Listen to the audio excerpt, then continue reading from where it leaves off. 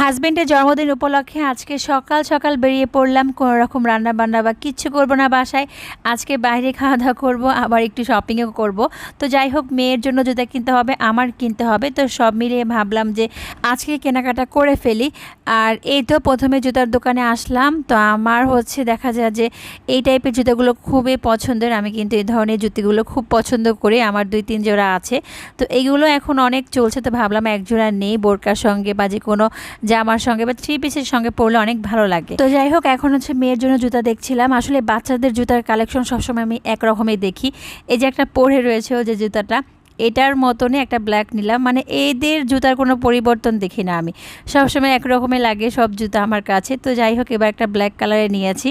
আর অনেকে পরে জিজ্ঞাসা করেছেন যে আমরা কোথায় গিয়েছি, অনেকে আমার গতকালকের পেজে আর কি স্টোরিগুলো দেখেছেন, কিছু স্টোরি আমি শেয়ার করেছিলাম। তো সেই ভিডিওগুলো দেখে অনেক পরে জিজ্ঞাসা করছিলেন যে এই লোকেশনটা কোথায়। এই তো বসুন্ধরা সিটিতে আমরা এসেছিলাম, আর এইখানে এই তো আসার পর তো কিছু কেনাকাটা করলাম, এরপর মেয়ের পছন্দের খাবারগুলো খাইয়ে দিচ্ছিলাম। এই হচ্ছে আমাদের সেদিনের ঘোরাঘুরি।